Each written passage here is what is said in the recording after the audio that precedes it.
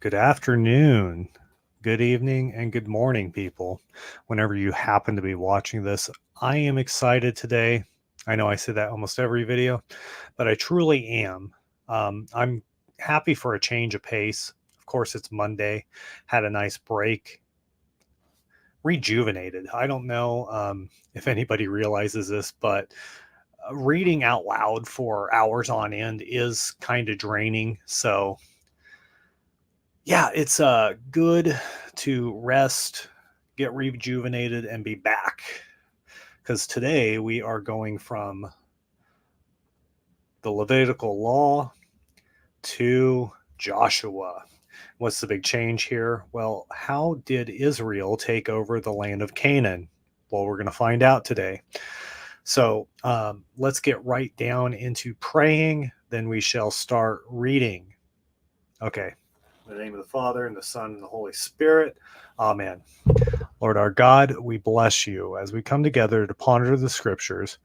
We ask you in your kindness to fill us with the knowledge of your will, so that, pleasing you in all things, we may grow in every good work. We ask this through Christ our Lord. Amen.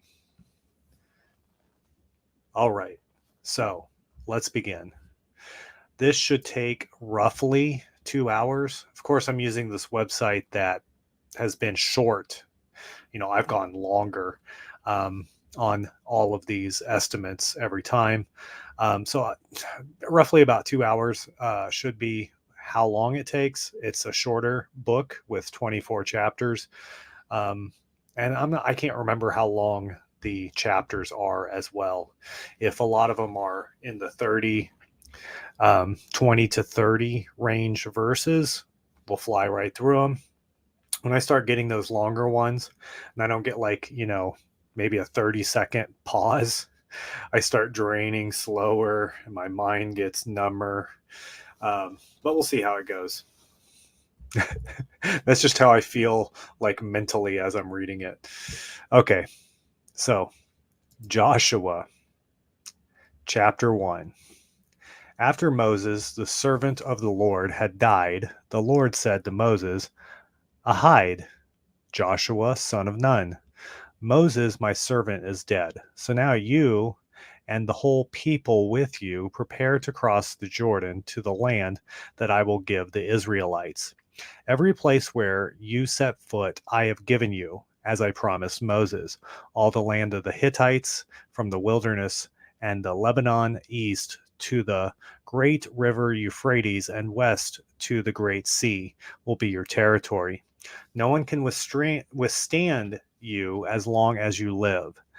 As I was with Moses, I will be with you. I will not leave you nor forsake you. Be strong and steadfast, so that you may give this people possession of the land I swore to their ancestors that I would give to them. Only be strong and steadfast, being careful to observe the entire law, which Moses, my servant, enjoined on you. Do not swerve from it either to the right or to the left, that you may succeed wherever you go. A true centrist. There you go. A true centrist. Don't swerve to the right or to the left. Follow the law to the T. Do not let this book of the law depart from your lips. Recite it day by day, by night, that you may carefully observe all that is written in it. Then you will obtain your goal. Then you will succeed. I command you, be strong and steadfast. Do not fear nor be dismayed, for the Lord your God is with you wherever you go. So Joshua commanded the officers of the people, go through the camp and command the people, prepare your provisions. For 3 days from now you shall cross the Jordan here, to march in and possess the land the Lord your God is giving as your possession. Joshua addressed the Reubenites, the Gadites, and the half-tribe of Manasseh. Remember what Moses, the servant of the Lord, commanded you when he said, the Lord your God is about to give you rest. He will give you this land. Your wives, your children, and your livestock may remain in the land of Moses, in the land Moses gave you here beyond the Jordan. But all the warriors among you must cross over armed, headed of your kindred, and you must help them until the Lord has settled your kindred, and they, like you, possess the land the Lord your God is giving them. Afterward, you may return and possess your own land, which Moses, the servant of the Lord, has given you east of the Jordan. They answered Joshua, "We will do all you have commanded us, and we will go wherever you send us. As completely as we obeyed Moses, we will obey you. Only may the Lord, your God, be with you as God was with Moses. Anyone who rebels against your orders and does not obey all your commands shall be put to death. Only be strong and steadfast."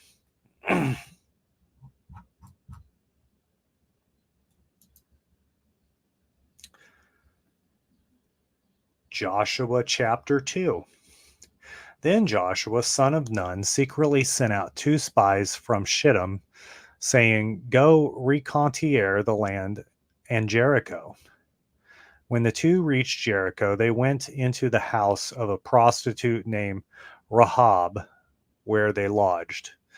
But a report was brought back to the king of Jericho. "Some men came here last night, Israelites, to spy out the land." So the king of Jericho sent Rahab the order, "Bring out the men who have come to you and entered your house, for they have come to spy out the entire land." The woman had taken the 2 men and hidden them. So she said, "True, the men you speak of came to me, but I did not know where they came from. At dark, when it was time to close the gate, they left, and I did not know where they went. You will have to pursue them quickly to overtake them." Now she had led them to the roof and hidden them among her stalks of flax spread out there. But the pursuers sent out along the way to the fords of the Jordan.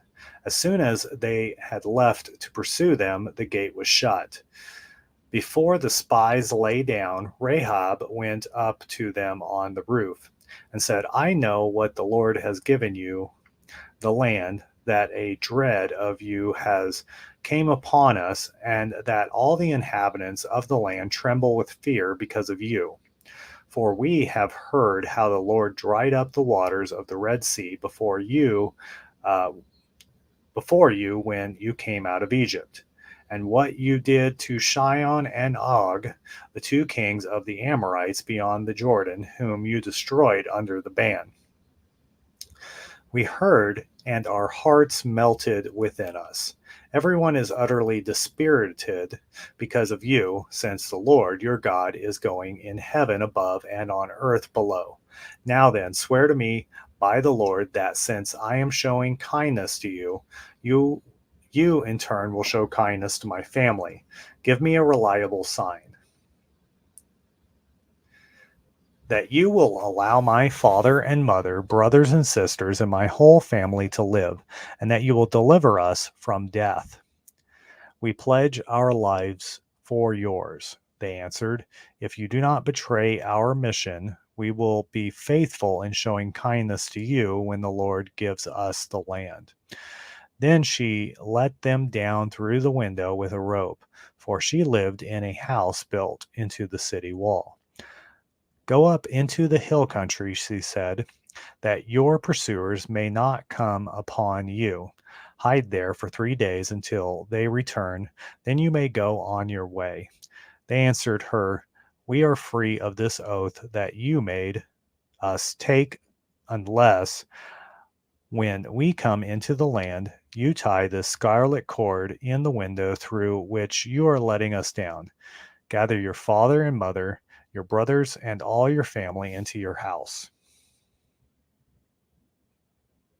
Should any of them pass outside the doors of your house, their blood will be on their own heads, and we will be guiltless.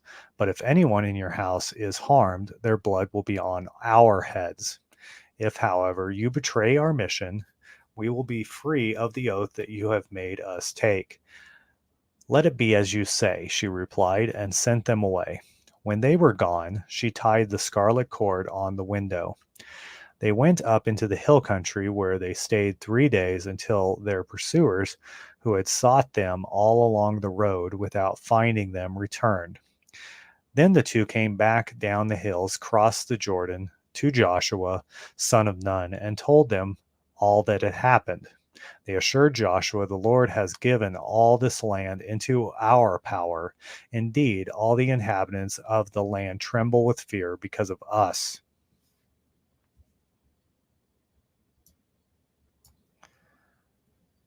Joshua chapter 3. Early the next morning, Joshua and all the Israelites moved from Shittim and came to the Jordan, where they stayed before crossing over. 3 days later, the officers went through the camp and issued these commands to the people. "When you see the ark of the covenant of the Lord your God, which the Levitical priests will carry, you must break camp and follow it, that you may know that the way to take for you have not gone over this road before. But let there be a space of 2,000 cubits between you and the ark. Do not come nearer to it."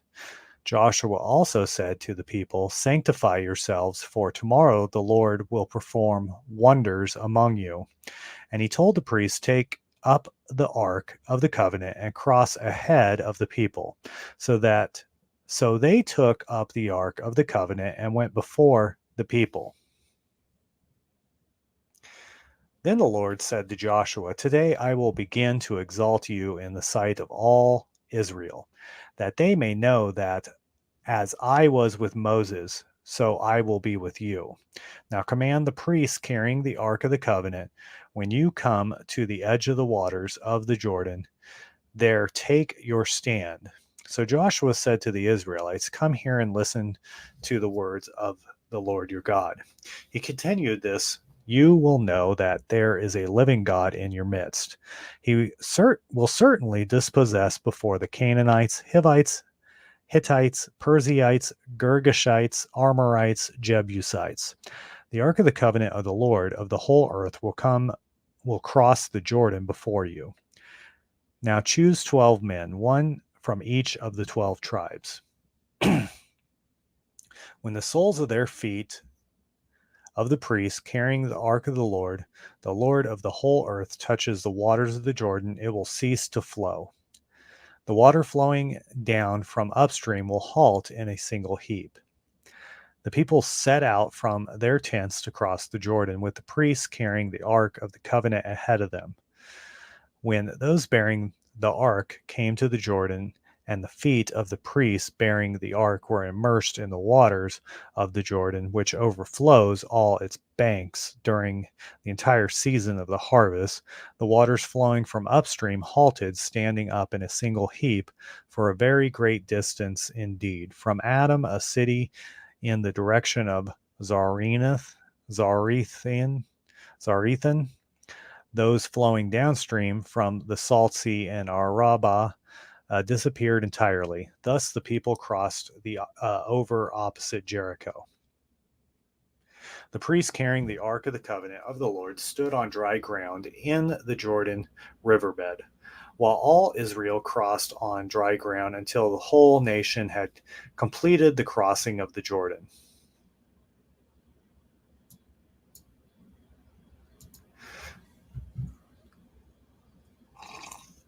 Joshua chapter 4. After the entire nation had completed crossing the Jordan, the Lord said to Joshua, "Choose 12 men from the people, from one each tribe, command them. Take up 12 stones from this spot in the Jordan riverbed where the priest had been standing. Carry them over with you and place them where you are to stay tonight." Summoning the 12 men he had selected from among the Israelites, one from each tribe, Joshua said to them, "Go to the riverbed in the front of the ark of the Lord your God. Lift to your shoulders one stone apiece, so that they will equal in number the tribes of the Israelites. In the future, these are to be a sign among you. When your children ask you, what do these stones mean to you? You shall answer them, the waters of the Jordan ceased to flow before the ark of the covenant of the Lord when it crossed the Jordan. Thus, these stones are to serve as a perpetual memorial to the Israelites. The 12 Israelites did as Joshua had commanded. They took up 12 stones from the Jordan riverbed as the Lord had said to Joshua, one for each of the tribes of the Israelites. They carried them along to the campsite and there they placed them. Joshua set up the 12 stones that had been in the Jordan riverbed on the spot where the priests stood who were carrying the Ark of the Covenant. They are there to this day. The priests carrying the ark stood in the riverbed until everything had been done that the Lord had commanded Joshua to tell the people, just as Moses had commanded Joshua. The people crossed over quickly. And all the people had completed the crossing. The ark of the Lord also crossed, and the priests were now in front of them. The Reubenites, Gadites, the half-tribe of Manasseh, armed, marched in the vanguard of the Israelites. So Moses had ordered. About 40,000 troops equipped for battle crossed over before the Lord to the plains of Jericho for war. That day the Lord exalted Joshua in the sight of all Israel. And so during his whole life they feared him as they had feared Moses. Then the Lord said to Joshua, command the priests carrying the Ark of the Covenant to come up from the Jordan. Joshua commanded the priests, come up from the Jordan. And when the priests carrying the Ark of the Covenant of the Lord had come up from the Jordan riverbed as soles of their feet regained the dry ground, the waters of the Jordan resumed their course and as before overflowed all its banks. The people come up from the Jordan on the 10th day of the first month and camped at Gilgal on the eastern limits of Jericho. At Gilgal, Joshua set up the 12 stones that had been taken from the Jordan, saying to the Israelites, in the future, when your children ask their parents, what do these stones mean? You shall inform them, Israel crossed the Jordan here on dry ground. For the Lord your God dried up the waters of the Jordan in front of you until you crossed over, just as the Lord your God had done at the Red Sea, drying it up in front of us until we crossed over, in order that all the peoples of the earth may know that the hand of the Lord is mighty, and that you may fear the Lord your God forever. Amen. Joshua chapter 5. When all the kings of the Amorites to the west of the Jordan and all the kings of the Canaanites by the sea heard that the Lord had dried up the waters of the Jordan before the Israelites until they crossed over, their hearts melted and were utterly dispirited because of the Israelites. On this occasion, the Lord said to Joshua, make flint knives and circumcise Israel for the second time. So Joshua made flint knives and circumcised the Israelites at Gibeath Haraloth. This was the reason for the circumcision. Of all the people who had come out of Egypt, every male of military age had died in the wilderness during the journey after they came out of Israel. Though all men who came out were circumcised, none of those born in the wilderness during the journey after the departure from Egypt were circumcised. Now the Israelites wandered 40 years in the wilderness until all the warriors among the people that came forth from Egypt died off, because they had not listened to the voice of the Lord.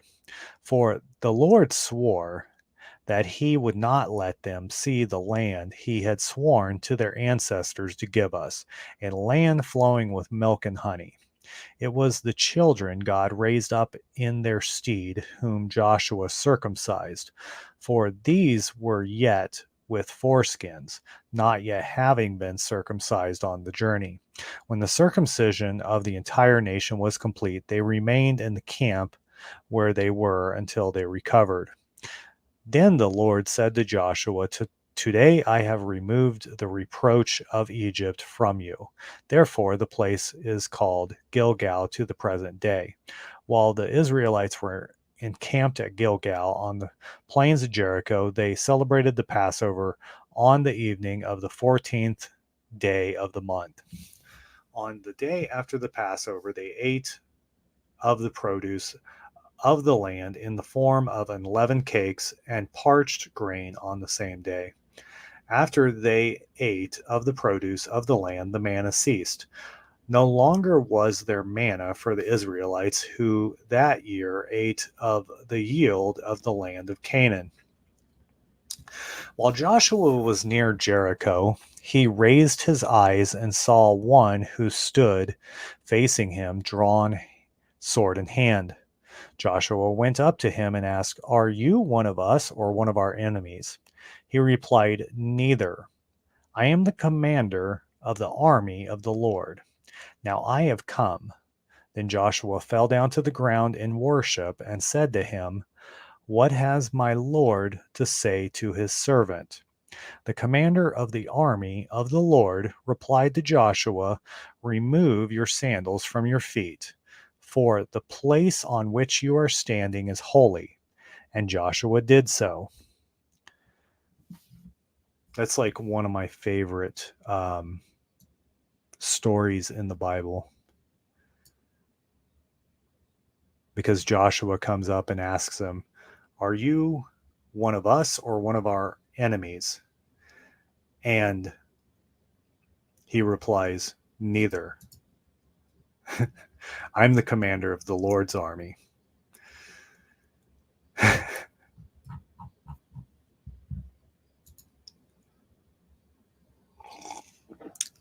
Joshua chapter 6. Now Jericho was in the state of siege because of the presence of the Israelites. No one left or entered. And to Joshua the Lord said, I have delivered Jericho, its king, and its warriors into your power.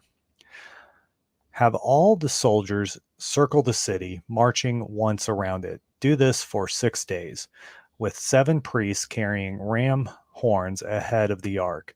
On the 7th day, march around the city 7 times, and have the priests blow the horns. When they have a long blast on the ram's horns, and you hear the sound of the horn, all the people shall shout aloud. The wall of the city will collapse, and the people shall attack straight ahead. Summoning the priests, Joshua, son of Nun, said to them, Take up the ark of the covenant with 7 of the priests carrying ram horns in front of the ark of the Lord. And he ordered the people, Proceed and surround the city, with the picked troops marching ahead of the ark of the Lord.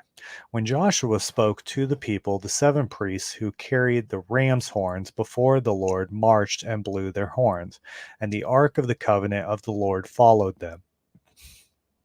In front of the priests with the horns marched the picked troops. The rear guard followed the ark, and the blowing of horns was kept up continually as they marched. But Joshua had commanded the people, Do not shout or make any noise or outcry until I tell you. Shout, then you must shout. So he had the ark of the Lord circle the city, going once around it, after which they returned to the camp for the night. Early the next morning, Joshua had the priests take up the ark of the Lord. The 7 priests bearing the ram horns marched in front of the ark of the Lord, blowing their horns. Ahead of these marched the picked troops, while the rear guard followed the ark of the Lord, and the blowing of horns was kept up continually. On the 2nd day, they again marched around the city once before returning to camp, and for 6 days in all they did the same. On the seventh day, beginning at daybreak, they marched around the city 7 times in the same manner. On that day only did they march around the city 7 times. The seventh time the priest blew the horns, and Joshua said to the people, "Now shout, for the Lord has given you the city." The city and everything in it is under the ban. Only Rahab the prostitute and all who were in the house with her are to live, because she hid the messengers we sent. But be careful not to covet or take anything that is under the ban. Otherwise, you will be bringing upon the camp of Israel this ban and the misery of it. All silver and gold and articles of bronze and iron are holy to the Lord. They shall be put in the treasury of the Lord. As the horns blew, the people began to shout. When they heard the sound of the horn, they raised a tremendous shout. The wall collapsed, and the people attacked the city straight ahead and took it. They observed the ban by putting to the sword all living creatures in the city, men and women, young and old, as well as oxen, sheep, and donkeys. To the 2 men who had spied out the land, Joshua said, "Go into the prostitute's house and bring out the woman with all her family, as you swore to her you would do." The spies entered and brought Rahab with her family, mother, brothers, and all her entire family. They led through and placed outside the camp of Israel. The city itself they burned with all that was in it, but the silver, gold, and articles of bronze and iron they placed in the treasury of the house of the Lord. Because Rahab the prostitute had hidden the messengers with Joshua had sent to reconnoiter Jericho, Joshua let her live, along with her father's house and all her family, who dwell in the midst of Israel to this day.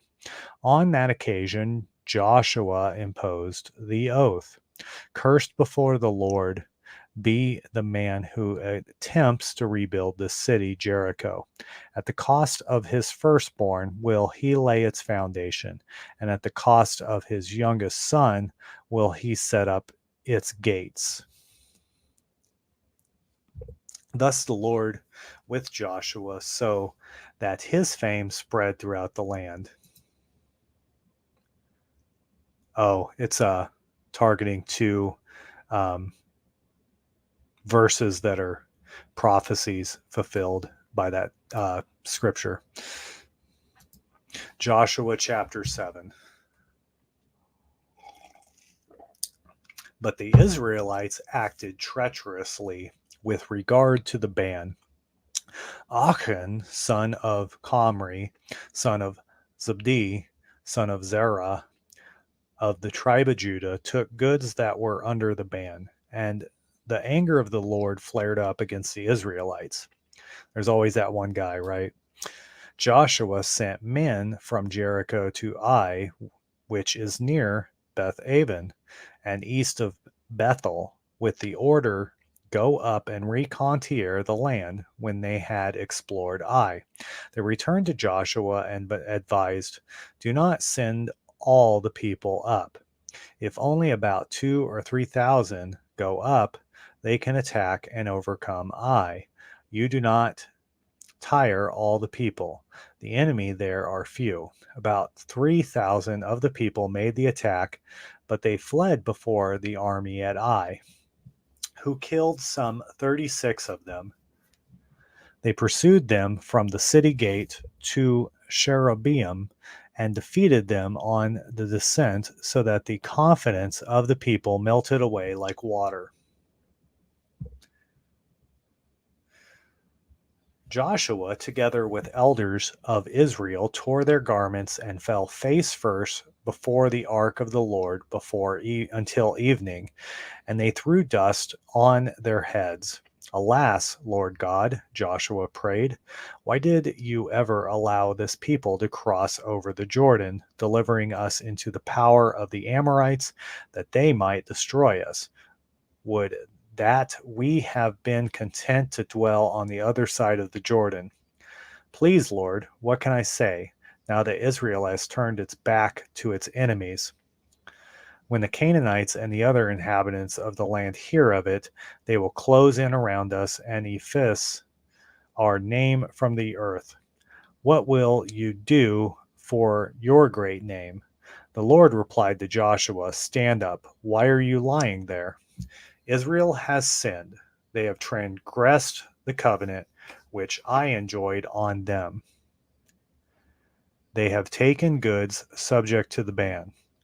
They have stolen and lied, placing the goods in their baggage. If the Israelites cannot stand up to their enemies, but must turn their back to them, it is because they are under the ban. I will not continue to be with you unless you remove that which is banned from among you. Get up, sanctify the people. Tell them, sanctify yourselves before tomorrow. For thus says the Lord, the God of Israel, that which is banned is in your midst, Israel. You cannot stand up to your enemies until you remove it from among you. In the morning you must come forward by tribes. The tribe which the Lord designates shall come forward by clans. The clan which the Lord designates shall come forward by families. The family which the Lord designates shall come forward one by one. Whoever is designated as having incurred the ban shall be destroyed by fire with all that is his, because he has transgressed the covenant of the Lord and has committed a shameful crime in Israel.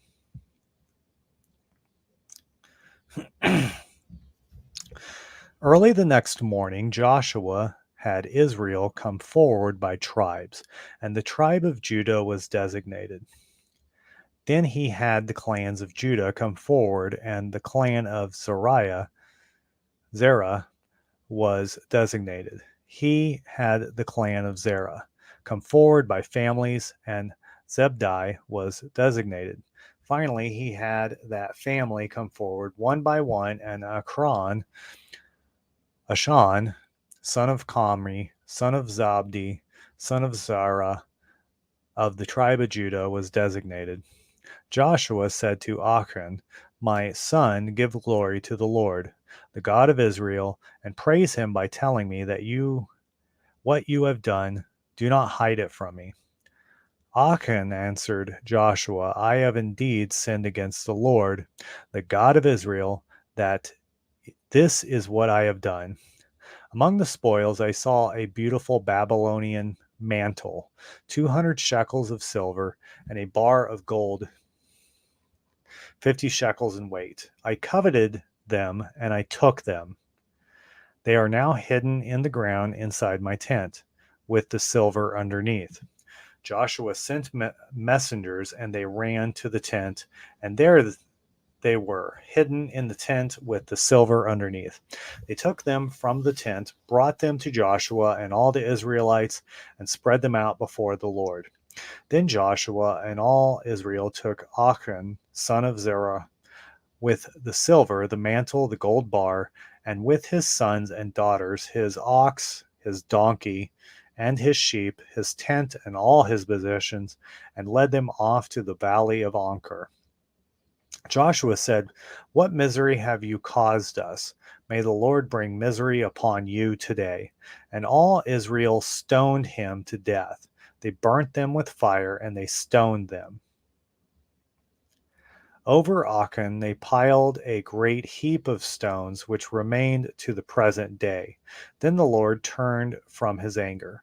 This is why the place is called the Valley of Onker to this day.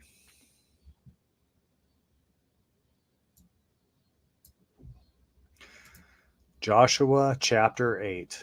Then the Lord said to Joshua, Do not be afraid or dismayed. Take all the army with you and prepare to attack Ai.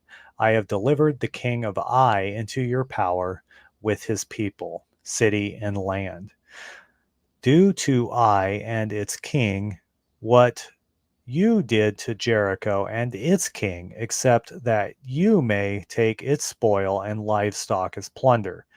Set an ambush behind the city." So Joshua and all the soldiers prepared to attack Ai. Picking out 30,000 warriors, Joshua sent them off by night with these orders: "See that you ambush the city from the rear. Do not be very far from the city. All of you must be ready. The rest of the people I will come up to the city, and when they make a sortie against us as they did last time, we will flee from them. They will keep coming out after us until we have drawn them away from the city, for they will think they are fleeing from us as they did last time when we flee. Then you rise from ambush and take possession of the city which the Lord your God will deliver into your power. When you have taken the city, set it on fire in obedience to the Lord's command. These are my orders to you." Then Joshua sent them away. They went to the place of ambush, taking up their position to the west of Ai, toward Bethel. Joshua, however, spent that night with the army. Early the next morning, Joshua mustered the army and went up to Ai at its head with the elders of Israel. When all the troops he led were drawn up into position before the city, they pitched camp north of Ai on the other side of the ravine.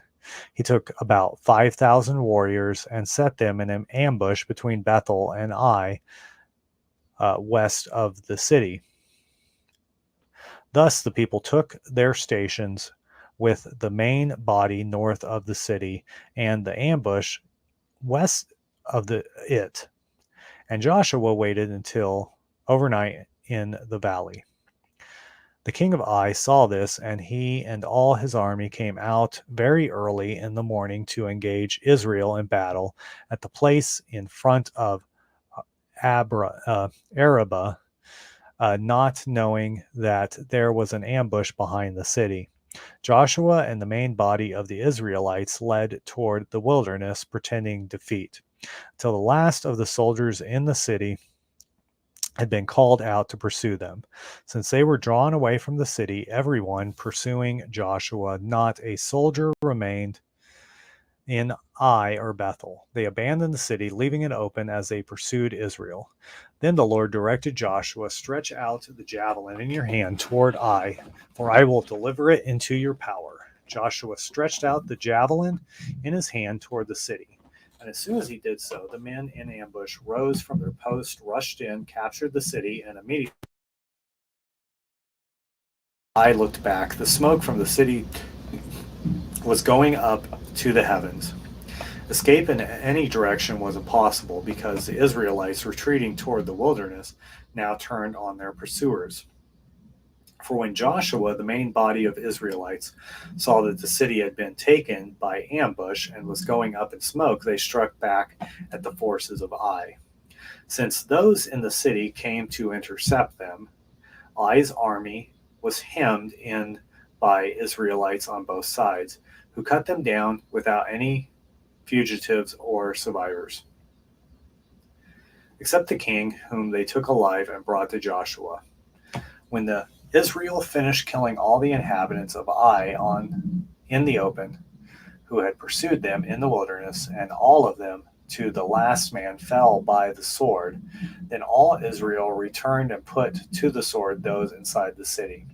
They fell that day a total of 12,000 men and women, the entire population of Ai. Joshua kept the javelin in his hand, stretched out until he had carried out the ban on all the inhabitants of Ai. However, the Israelites took for themselves as plunder the livestock and the spoil of that city, according to the command of the Lord issued to Joshua.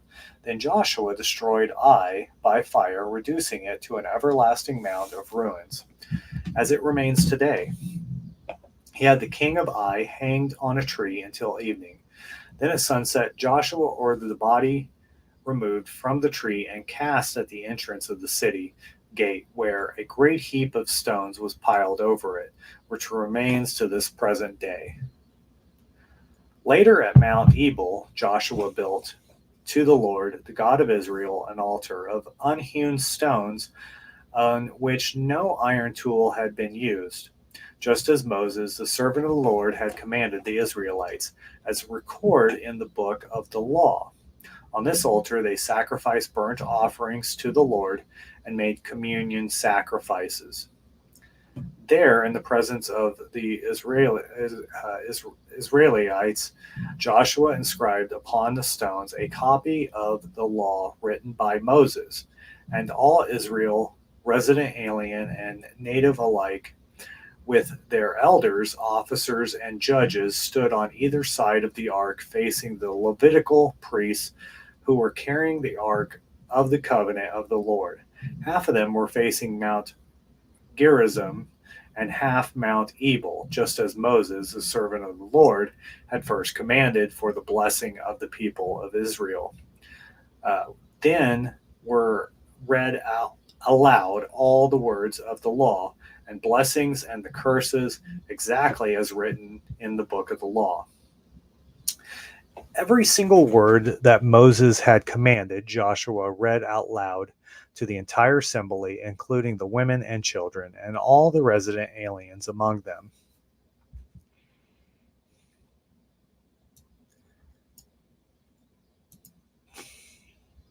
Joshua chapter 9. When the news reached all the kings west of the Jordan in the mountain regions, in the Shephelah, and all the coastal of the Great Sea as far as Lebanon, Hittites, Amorites, Canaanites, Perizzites, Hittites, and Jebusites, they gathered together to launch a common attack against Joshua and Israel. On hearing what Joshua had done to Jericho and Ai, the inhabitants of Gibeon formed their own scheme. They chose provisions for a journey, making use of old sacks for their donkeys and old wineskins torn and mended. They wore old patched sandals and shabby garments, and all the bread they took was dry and crumbly. Thus they journeyed to Joshua in the camp of Gilgal, where they said to him and to the Israelites, we have come from a far off land. Now make a covenant with us. But the Israelites replied to the Hittites, you may be living in land that is ours. How then can we make a covenant with you? But they answered Joshua, we are your servants. Then Joshua asked them, who are you? Where do you come from?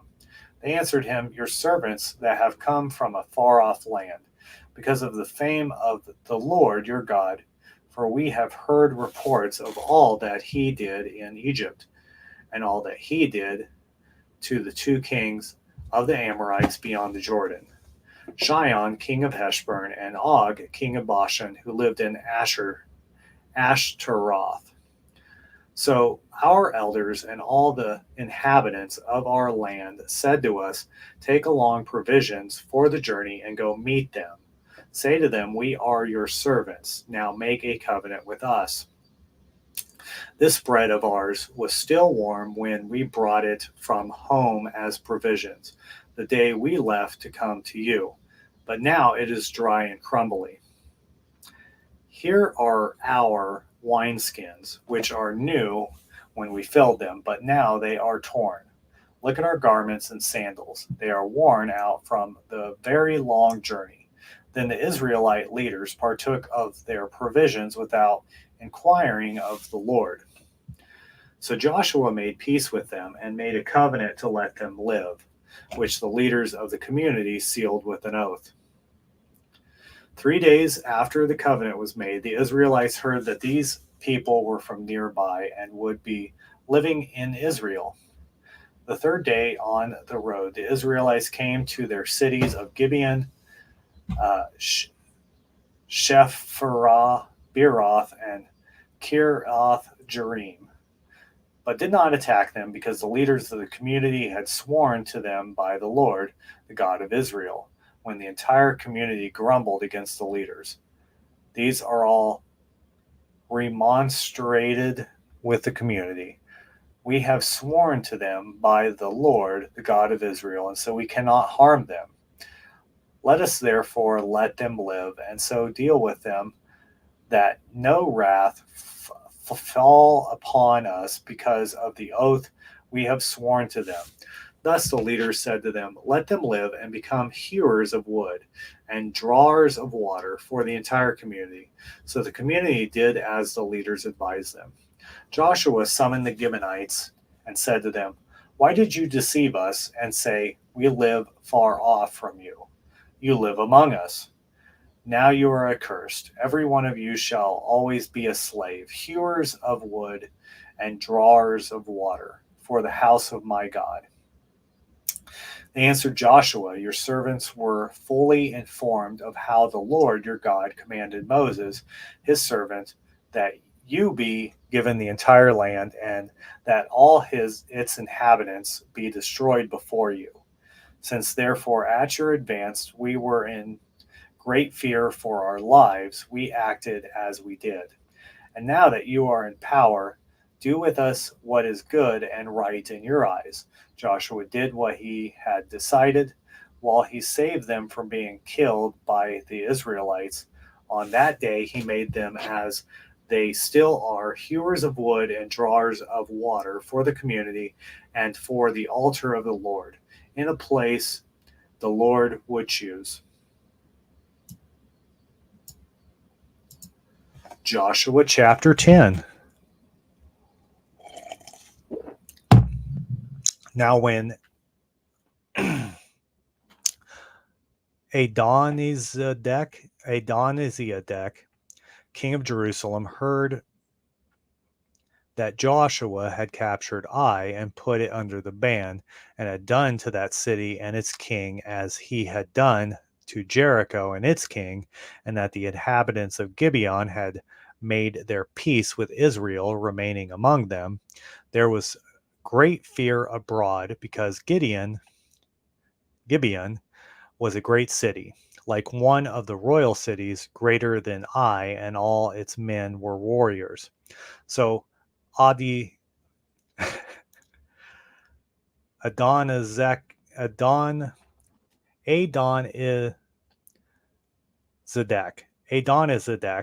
king of Jerusalem, sent Hoham, king of Hebron, Piramim, king of Jarmuth, Japhia, king of Lachish, and Debir, king of Eglon, with this message: come and help me attack Gibeon, for it has made peace with Joshua and the Israelites. The 5 Amorite kings of Jerusalem, Hebron, Jarmuth, Lachish, and Eglon, gathered with all their forces and marched against Gibeon to make war on it. Thereupon the Gibeonites sent an appeal to Joshua in his camp to Gilgal: do not abandon your servants. Come up here quickly and save us.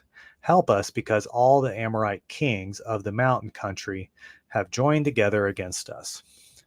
So Joshua marched up from Gilgal with all his army and all his warriors.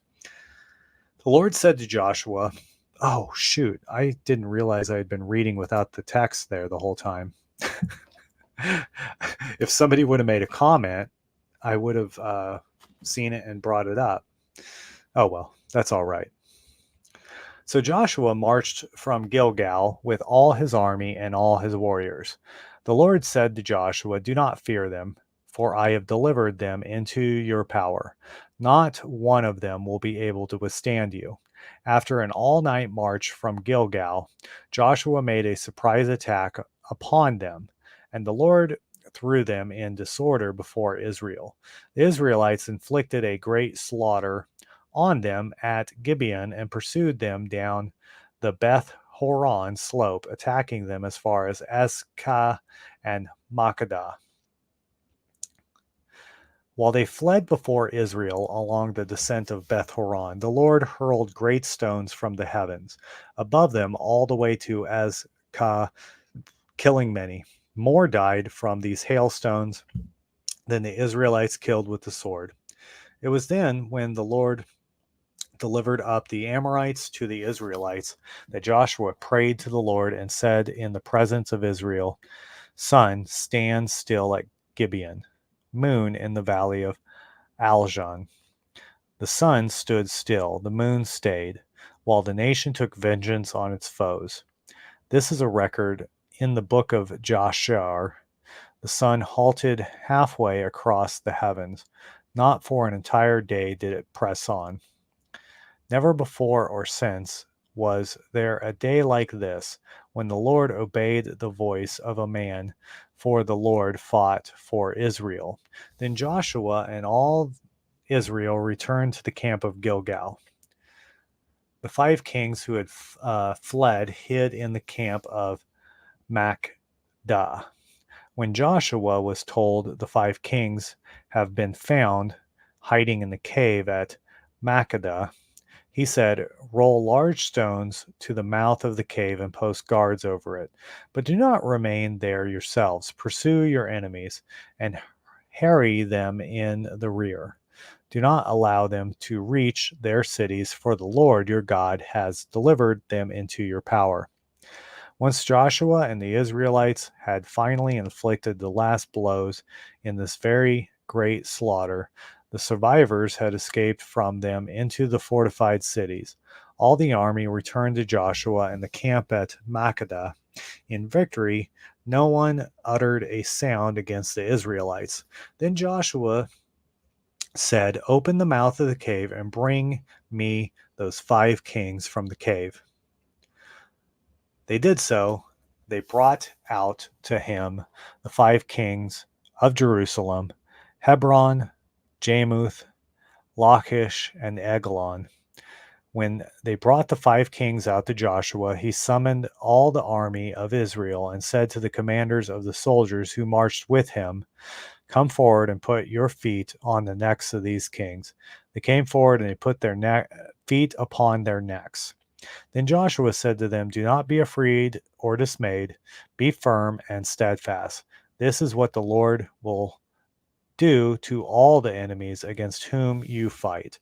Thereupon Joshua struck and killed the kings and hanged them from 5 trees, where they remained hanging until evening.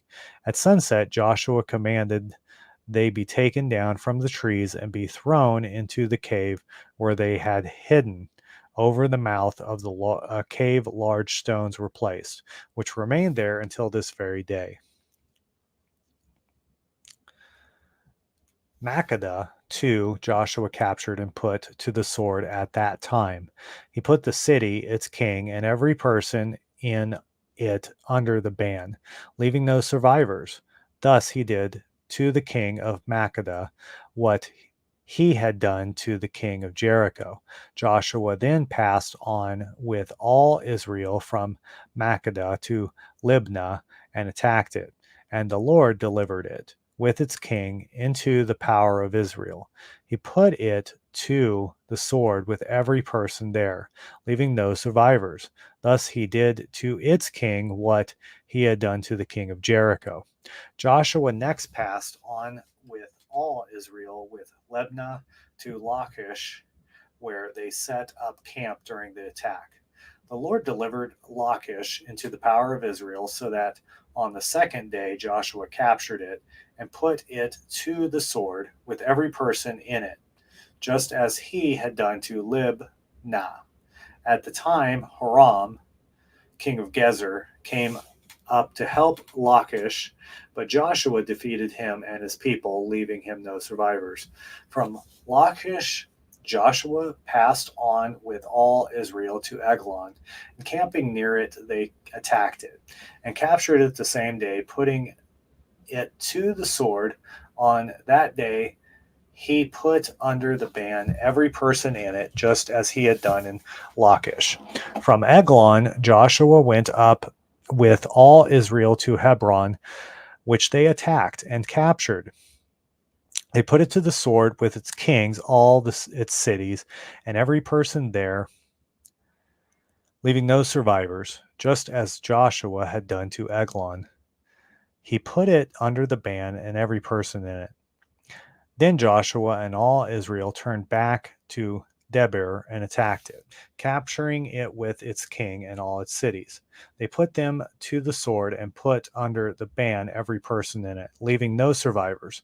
Thus he did to Debir and its king what he had done to Hebron, as well as Libnah and its king. Joshua conquered the entire land, the mountain regions, and Negeb, the Shephelah, Shephelah, the mountain slopes, with all their kings.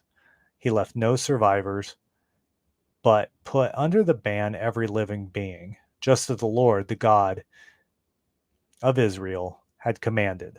Joshua conquered them from Kadesh to Bar-Ena to Gaza, and all the land of Goshen to Gibeon.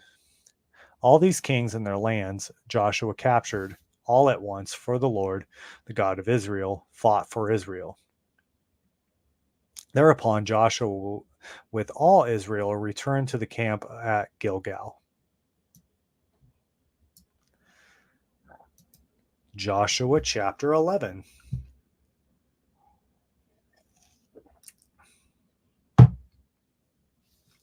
When Jabin, king of Hazor, learned this, he sent a message to Jobab, king of Madon, the king of Shimron, to the king of Achshaph, and to the northern kings in the mountain regions, in the Arabah near Cinneroth, in Shephelah, in Naphathador to the west.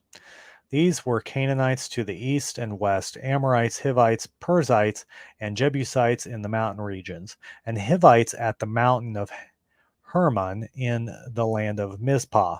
They came out with all their troops, an army numerous as the sands on the seashore, and with a multitude of horses and chariots. All these kings were made a pact, and together they marched to the waters of Merom, where they encamped to fight against Israel.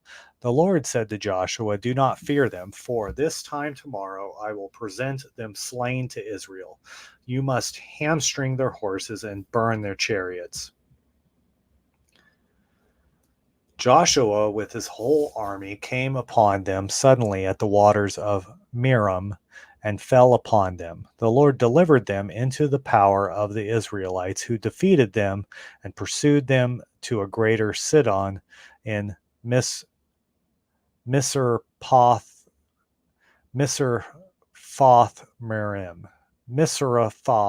Merim, and eastward to the valley of Mizpeh. They struck them all down, leaving no survivors. Joshua did to them as the Lord had commanded. He hamstrung their horses and burned their chariots. At that time, Joshua, turning back, captured Hazor and struck down its king with the sword, for Hazor formerly was the chief of all those kingdoms. He also struck down with the sword every person there, carrying out the ban, till none was alive. Hazor itself he burned. All the cities of those kings and the kings themselves Joshua captured and put to the sword, carrying out the ban on them, as Moses, the servant of the Lord, had commanded. However, Israel did not destroy by fire any of the cities built on their mounds, except Hazor, which Joshua burned. All the spoil and livestock of these cities the Israelites took as plunder, but the people they put to the sword, till they had destroyed the last of them, leaving none alive. As the Lord had commanded his servant Moses, so Moses commanded Joshua, and Joshua acted accordingly. He left nothing undone that the Lord had commanded Moses should be done. So Joshua took all this land, the mountain regions, the entire Negeb, all the land of Goshen, Shephelah and Arabah, as well as the mountain regions, and Shephelah of Israel, from Mount Halak that rises towards Zir as far as Baal Gad in the Lebanon valley at the foot of Mount Heremon. All their kings he captured and put to death. Joshua waged war against all these kings for a long time. With the exception of the Hivites who lived in Gibeon, no city made peace with the Israelites. All were taken in battle. For it was the Lord's doing to make their hearts obstinate to meet Israel in battle, that they might be put under the ban without mercy and be destroyed as the Lord had commanded Moses. At that time, Joshua penetrated the mountain regions and exterminated Anakim in Hebron, Debir, Anab, the entire mountain region of Judah, and the entire mountain region of Israel. Joshua put them and their cities under the ban, so that no Anakim were left in the land of Israelites. However, some survived in Gaza and Goth and in Ashdod. Thus Joshua took the whole land just as the Lord had said to Moses. Joshua gave it to Israel as their heritage, apportioning it among the tribes, and the land had rest from war. Okay, so we're at an hour and we're roughly halfway through. So we're making good time indeed. Joshua chapter 12. These are the kings of whom the Israelites conquered and whose lands they accompanied east of the Jordan, from river Arnon to Mount Hermon, including all the eastern section of the Arabah. First, Sihon, king of the Amorites, who lived in Heshbon. His domain extended from Aroer, which is on the bank of the Wadi Arnon, to include the Wadi itself and the land northward through half of Gilead to the Wadi Jabbok at the border with the Ammonites, as well as the Arabah from the eastern side of the Sea of Chinnereth, as far south as the eastern side of the Salt Sea of the Arabah in the direction of Beth Jeshimoth, southward under the slopes of Pisgah. Secondly, the border of Og, king of Bashan, a survivor of the Rephaim, who lived at Ashtaroth and Edrei. He ruled over Mount Hermon,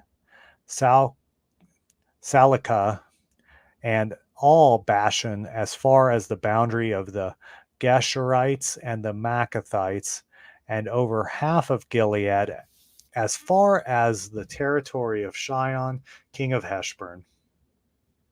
It was Moses, the servant of the Lord, and the Israelites who conquered them. Moses, the servant of the Lord, gave possession of their land to the Reubenites, the Gadites, and the half-tribe of Manasseh.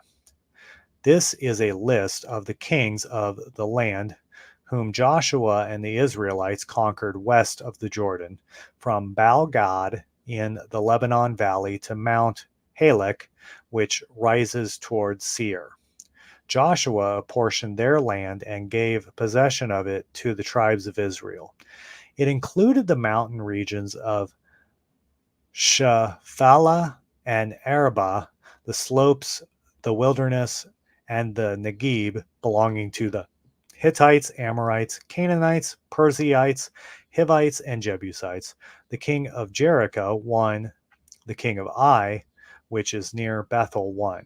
The king of Jerusalem won. The king of Hebron won. The king of Jarmuth won. The king of Lachish won. The king of Elgon won. The king of Gezer won.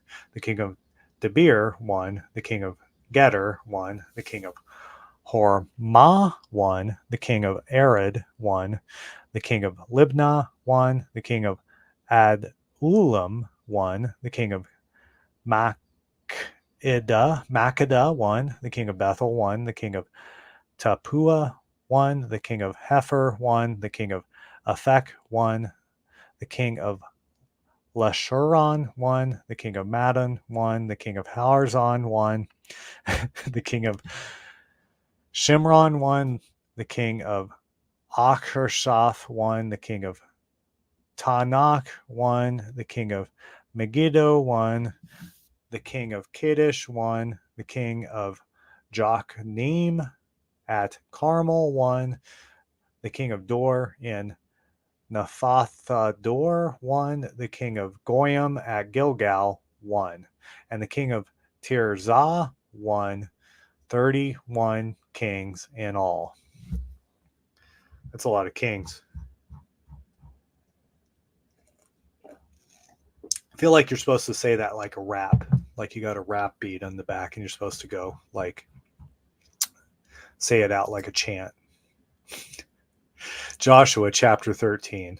When Joshua was old and advanced in years, the Lord said to him, "Though now you are old and advanced in years, a very large part of the land still remains to be possessed. This is the remaining land, all of Geshur and all the districts of the Philistines, from the stream adjoining Egypt to the boundary of Ekron in the north is reckoned Canaanite territory, though held by 5 lords of the Philistines in Gaza, Ashdod, Ashkelon, Goth, and Ekron, also where the Evim are in the south, and all the land of the Canaanites from Mira of the Sidonians and Aphek, and the boundaries of the Amorites. The Gabalite territory and all of the Lebanon on the east, from Baal-gad at the foot of Mount Hermon to Lebo Hamath. All the inhabitants of the mountain regions between Lebanon and Misrephoth Mirim, all Sidonians, I will drive out before the Israelites. At least include these areas in the division of the Israelite heritage, just as I have commanded you. Now therefore, apportion among the 9 tribes and the half-tribe of Manasseh the land which is to be their heritage. Now the other half of the tribe of Manasseh, as well as the Reubenites and the Gadites, had taken as their heritage what Moses, the servant, had given them east of the Jordan. From Aroer, on the bank of the Wadi Arnon, the city itself and Wadi itself, through the tableland of Medeba and Dibion, with the rest of the cities, Shion, king of the Amorites, who reigned in Heshbon on the boundary of the Ammonites, also Gilead, and the territory of the Geshurites and the Maacathites, all Mount Hermon, and all Bashan as far as Salecah, the entire kingdom in Bashan of Og, who was king of Ashtaroth, and Ederi, he was a holdover from the remnant of the Rephaim. These Moses defeated and dispossessed. All the Israelites did not dispossess the Gershites and the Maacathites, so that Geshur and Maacath dwell in their midst of Israel to this day. However, Moses assigned no heritage to the tribe of Levi. The Lord, the God of Israel, is their heritage, as God had promised them. This is what Moses gave to the tribe of the Reubenites by their clans. Their territory reached from Aroer on the bank of the Wadi Arnon and of the city in the Wadi itself, through the tableland about Medeba, to include Heshbon and all its towns on the tableland, Dibon, Bamoth Baal, Beth Baal Meon, Jahaz, Kedemoth, Mephatoth, Kiratham, Sibmah, Zereth Shahar, on the knoll within the valley. Beth Peor, the slopes of Pigah, and Beth Jeshemoth, and the other cities of the tableland and of the whole kingdom of Shion. This Amorite king who reigned in Heshbon, Moses had defeated with the princes of Midian, vassals of Shion, who were settled in the land of Evi, Rechem, Zur, Hor, and Reba. Balaam, son of Beor, the diviner, the Israelites killed with the sword, together with those they struck down. The boundary of the Reubenites was the Jordan. These cities and their villages were the heritage of the Reubenites by their clans. This is what Moses gave to the tribe of the Gadites by their clans. Their territory included Jazer, all the cities of Gilead, and half of the land of the Ammonites, as far as Arior toward Rabbah, that is the Heshburn of Ramoth, Mizpah, and Betonim, and from Mahanaim to the boundary of Lo Beder, and in the Jordan Valley, Beth Haram, Beth Nimrah, Succoth, Zophon, and the other part of the kingdom of Shion, king of Heshburn, with the bank of the Jordan to the southern east tip of the Sea of Cinnereth. These cities and their villages were the heritage of the clans of the Gadites. This is what Moses gave to the half-tribe of Manasseh, the half-tribe of the Massonites, and by their clans had territory including Mahanaim, all the Bashan, the entire kingdom of Og, king of Bashan, and all the villages of Jair, which were 60 cities in Bashan. Half of Gilead with Ashtaroth and Edrei, royal cities of Og and Bashan, fell to the descendants of Machir, son of Manasseh, to the half-tribe Machirites by their clans. These are the heritage which Moses gave when he was in the plains of Moab, beyond the Jordan, east of Jericho. But Moses gave no heritage to the tribe of Levi. The Jordan, or the Lord, the God of Israel, is their heritage, as he had promised them.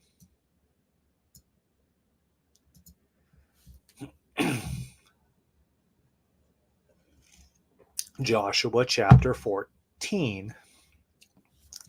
These are the portions which the Israelites received as heritage in the land of Canaan. Elzar, the priest, Joshua son of Nun, and the heads of the families and the tribes of the Israelites determined their heritage by lot, as the Lord had commanded through Moses concerning the remaining 9.5 tribes. To 2.5 tribes Moses had already given a heritage beyond the Jordan to the Levites. He had given no heritage among them. The descendants of Joseph formed 2 tribes, Manasseh and Ephraim, but the Levites were given no share of the land except cities to live in, and with their pasture lands for the herds and flocks. As the Lord had commanded Moses, so did the Israelites did. They apportioned the land. When the Judaites approached Joshua in Gilgal, and the Kenizzite Caleb son of Jephunneh said to him, "You know the word of the Lord spoke to Moses and the man of God concerning you, concerning me in Kadesh Barnea. I was 40 years old when Moses, the servant of the Lord, sent me from Kadesh Barnea to reconnoiter the land, and I brought back to him a frank report. My fellow scouts who went up with me made the people's confidence melt away, but I was completely loyal to the Lord my God. On that occasion, Moses swore this oath: the land where you have set foot shall become your heritage and that of your descendants forever, because you have been completely loyal to the Lord my God. Now, as he promised, the Lord had presented me these 45 years since the Lord spoke to Moses while Israel journeyed in the wilderness, and now I am 85 years old. But I am still as strong today as I was the day Moses sent me forth, with no less vigor, whether it be for war or for any other tasks. Now give me this mountain region which the Lord promised me that day, as you yourself heard. True, the Anakim are there, with large fortified cities, but if the Lord is with me, I shall be able to dispossess them, as the Lord promised. Joshua blessed Caleb, son of Jephunneh, and gave him Hebron as his heritage. Therefore, Hebron remains the heritage of the Kenizzite Caleb, son of Jephunneh, to the present day, because he was completely loyal to the Lord, the God of Israel. Hebron was formerly called Kiriath Araba, for Araba, the greatest among the Anakim, and the land had rest from war. Joshua chapter 15. The lot for the tribe of Judah by their clans fell toward the boundary of Autumn, the wilderness of Zin in the Negeb in the extreme south. Their southern boundary ran from the end of the Salt Sea, from the tongue of the land that faces Negeb, and went southward below the pass of Akaribim, across through Zin up to a point south of Kadesh Barnea, across to Hezron, and up to Adar from there, looping around Karka. It crossed to Asmon and then enjoyed the Wadi of Egypt before coming out at the sea. This is your southern boundary. The eastern boundary was the Salt Sea as far as the mouth of the Jordan. The northern boundary climbed northward from the tongue of the sea toward the mouth of the Jordan, up to Beth Hogla, and ran north to Beth Araba, up to Eben Bohan ben Reuben. Thence the boundary climbed to Debir, north of the valley of Achor, in the direction of Gilgal that faces the pass of Adumim on the south side of Wadi. From there it crossed to the waters of En Shemish and emerged at En Ragul, climbing again to the valley of Ben Hinnomam on the southern flank of the Jebusites, that is Jerusalem. The boundary rose to the top of the mountain at the northern end of the valley of Rephaim, which bounds the valley of Hinnom on the west. From the top of the mountain it ran to the fountain of waters at Nephtoah, extended to the cities of Mount Ephron, and continued to Bala or Kirath-jearim. From Bala, the boundary curved westward to Mount Seir and passed north to the ridge of Mount Jearim, that is Chalcedon. It descended to Beth Shemesh and ran across to Timnah. It then extended along the north flank of Ekron, continued through Shikharon, and across to Mount Bala. From there to include Jebneel before it came out at the sea. The western boundary was the Great Sea and its coast. This was the complete boundary of the Jebusites by their clans.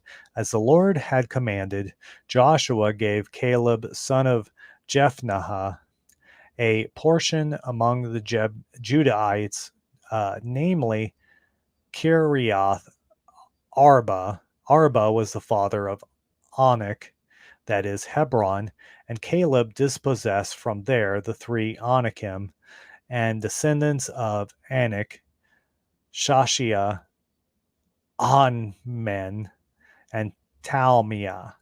From there he marched up against the inhabitants of Debir, which was formerly called Kiriath Sepher. Caleb said to the man who attacks Kiriath Sepher and captures it, I will give my daughter Achish in marriage. Othniel captured it, the son of Caleb's brother Kenaz. So Caleb gave him his daughter Achish in marriage. When she came to him, she introduced him to ask her father for some land. Then, as she alighted from the donkey, Caleb asked her, "What do you want?"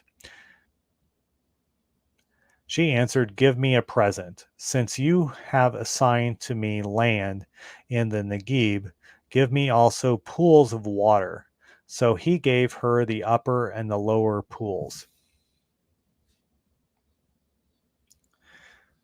This is the land of the tribe of Judahites. Give me a second. This is the heritage of the tribe of Judahites by their clans. The cities of the tribe of the Judahites in their extreme southern district toward Edom were Kabzeel, Eder, Jagur, Nah, Dimnoah, Adadah, Kadesh, Hazor, Innan, Ziph, Tilim, Bealoth, Hazor, Hadattah, Kirath, Hezron, that is Hazor, Amim, Shema, Molda, Hazor, Gada, Heshmon, Beth Pelet, Hazor Shaul, Beersheba, and Biz Ayatha, Balach, Lim, Ism, El Tolad,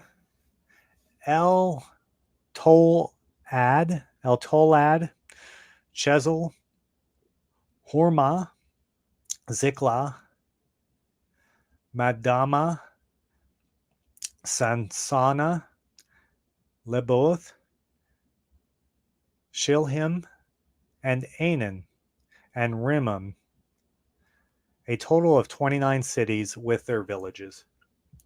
In Shephelah, Eshtaol, Zerul, Ashna,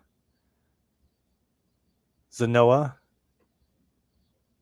In Ganim, Patua, Enim, Jarmuth, Adullam, Sako, Ezkah, Sharim, Aduthaim, Gedera, and Gederatholim, 14 cities and their villages.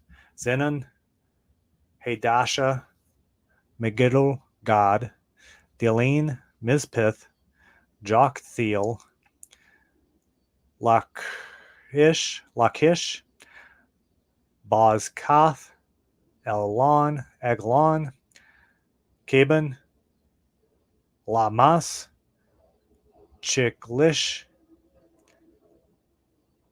Gederoth, Beth Dagon, Nema, and Makkadah, 16 cities and their villages.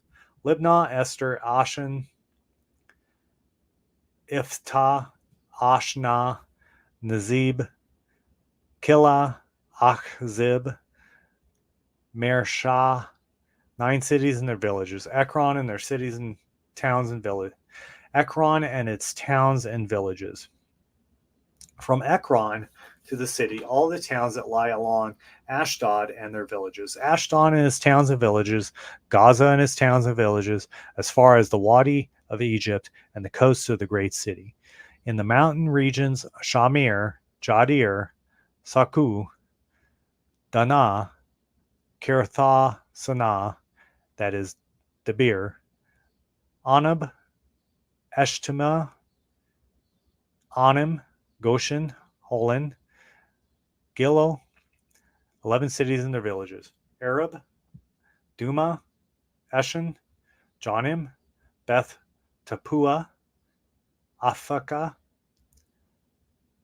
Hutah, Kirath Araba, that is Hebron, and Zoar, 9 cities and their villages.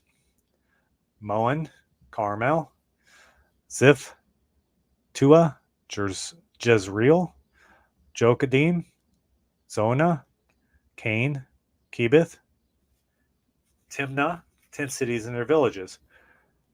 Halhul, Beth Zur, Gedor, Marath, Beth Antoth, El-Tekon, 6 cities and their villages, Tekoa, Ephrathah, that is Bethlehem, Peor, Etam, Gulam, Tatum, Zerors, Kiram, Giliam, Bether, and Manoko, 11 cities and their villages, Kiratha Baal, that is Kirath Jearim, and Rabbah, 2 cities and their villages. In the wilderness, Beth Arabana, Midden, Sekaha, Nibshan, Ir Halama, and Ig Gadidi, 6 cities and their villages. But the Jebusites who lived in Jerusalem, the Judaites could not dispossess, so the Jebusites dwell in Jerusalem beside the Judaites to this very day. Whew. Joshua chapter 16. The lot that fell to the Josephites extended to the Jordan at Jericho to the waters of Jericho east of the wilderness. Then the boundary went up from Jericho to the heights at Bethel. Leaving Bethel for Luz, it crossed the ridge to the border of the Archites at Ataroth and descended westward to the border of the Japhletites to that of the lower Beth Horon and the Gezer, and from there to the sea. Within the heritage of Manasseh and Ephraim, sons of Joseph, the dividing line for the heritage of the Ephraimites by their clans ran from east to Ataroth and Adar to upper Beth Horon, and thence to the sea. From Mechmeth-halath on to the north. Their boundary curved eastward around Tanath Shilal and continued east of it to Jano.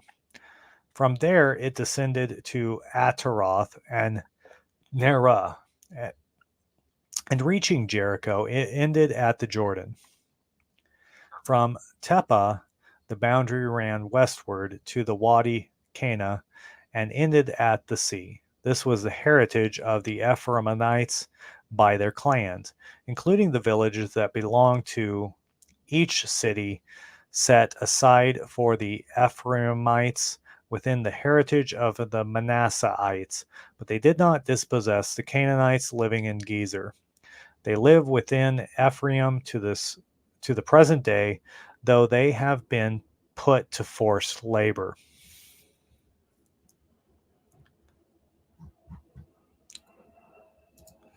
Joshua chapter 17.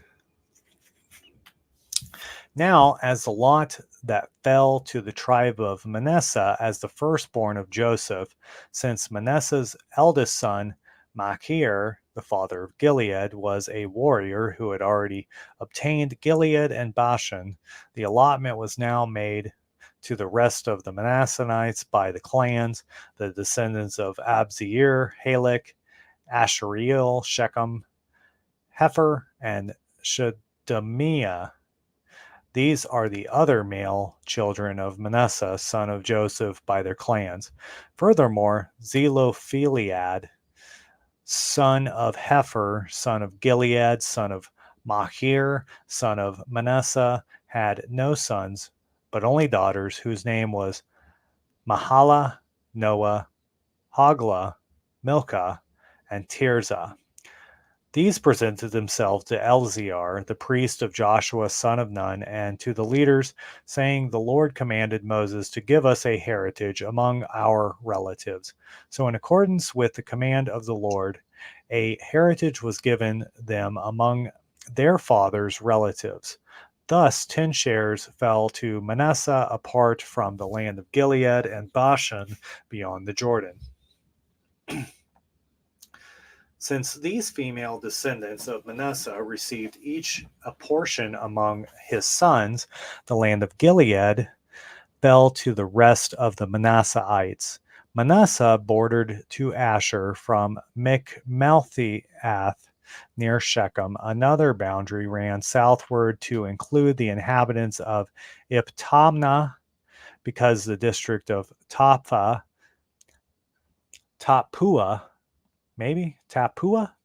belonged to Manasseh, although Tapua itself was an Ephraimite city on the border of Manasseh. The same boundary continued down to the Wadi Kana, the cities that belonged to Ephraim, from among the cities of Manasseh were those to the south of that wadi. Thus, the territory of Manasseh ran north to the wadi and ended at the sea. The land on the south belonged to Ephraim, and that on the north of Manasseh, with the sea as their common boundary. They reached Asher on the north and Issachar on the east. Moreover, in Issachar and in Asher, Manasseh was awarded Beth Shean and its towns, Abilim and its towns, and the inhabitants of Dor and its towns, and the inhabitants of Endor and its towns, and the inhabitants of Tanakh and its towns, and its inhabitants of Megiddo and its towns. The third is Naphath Dor. Since the Manasseites were not able to dispossess these cities, the Canaanites continued to inhabit this region. When the Israelis grew stronger, they put the Canaanites to forced labor, but they did not dispossess them. The descendants of Joseph said to Joshua, "Why have you given us only one lot and one share as our heritage? Our people are too many because of the extent to which the Lord has blessed us." Joshua answered them, "If you are too many, go up to the forest and clear out a place for yourselves in the land of the Perizzites and the Rephaim, since the mountain regions of the Ephraim are so narrow." For the Josephites said, "Our mountain regions are not enough for us." On the other hand, the Canaanites living in the valley region have iron chariots, in particular those in Beth Shean and its towns, and those in the valley of Jezreel. Joshua therefore said to Ephraim and Manasseh, the house of Joseph, "You are a numerous people and very strong. You shall not have merely one share, for a mountain region which is now forest shall be yours when you clear it. Its adjacent land shall also be yours, if, despite their strength and iron chariots, you dispossess the Canaanites."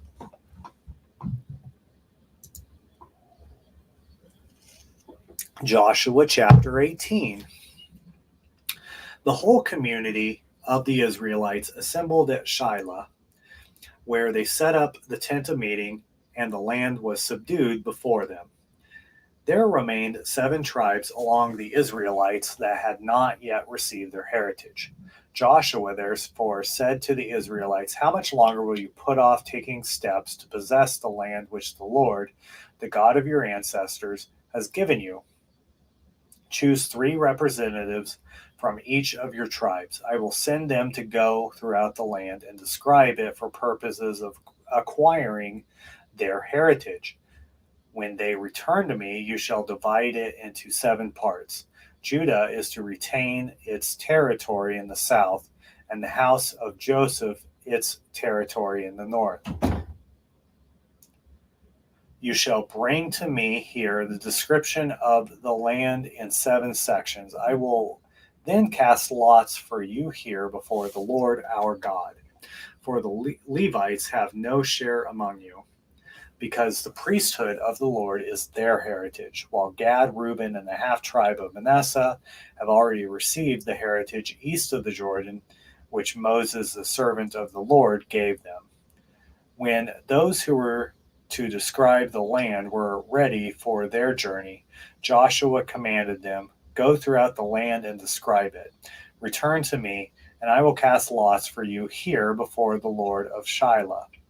So they went through the land, described its cities in writing in 7 sections, and returned to Joshua in the camp at Shiloh. Joshua then cast lots for them before the Lord in Shiloh, and divided up the land for the Israelites into their separate shares. One lot fell to the tribe of Benjaminites by their clans. The territory allotted them lay between the descendants of Judah and those of Joseph. Their northern boundary began at the Jordan and went over the north flank of Jericho, up westward into the mountains until it reached the wilderness of Beth Aven. From there it crossed over to the southern flank of Luz, that is Bethel. Then it ran down to Ataroth Adar on the mountaintop south of lower Beth Horon. For the western border, the boundary line swung south from the mountaintop opposite of Beth Horon until it reached Kiriath Baal, that is Kiriath Jearim. This city belonged to the Judahites. This was the western boundary. The southern boundary began at the limits of Kiriath Jearim and projected to the spring of Nephtoah. It went down to the edge of the mountain on the north of the valley of Rephaim, where it faces the valley of Ben Hinnom, and continuing down the valley of Hinnom along the southern flank of the Jebusites, reached En Rogel. Inclining to the north, it extended to En Shemish, and thence to Gileath, opposite the pass of Adonam. Then it dropped to Eben Bohan ben Reuben, across the northern flank of Araba, overlook down into the Araba. From there, the boundary continued across the northern flank of Beth Hagla and extended northward to the tongue of the Salt Sea toward the southern end of the Jordan. This was the southern boundary. The Jordan continued it on the east. This was how the heritage of the Benjaminites by their clans was bound on all sides. Now the cities belonged to the tribe of the Benjaminites by their clans, where were Jericho, Beth Hoglah, Emek, Keziz, Beth Araba, Zemarim, Bethel, Avim, Para, Ophrah, Chaphar, Aphoni, and Geba, 12 cities and their villages. Also Gibeon, Ramah, Beeroth, Mizpah, Chipharah, Moaz, Rechem, Irpeel, Terlah, Zelah, Heleph, the Jebusite city that is Jerusalem, Geba, and Kirath, 14 cities and their villages. This was the heritage of the clans of the Benjaminites.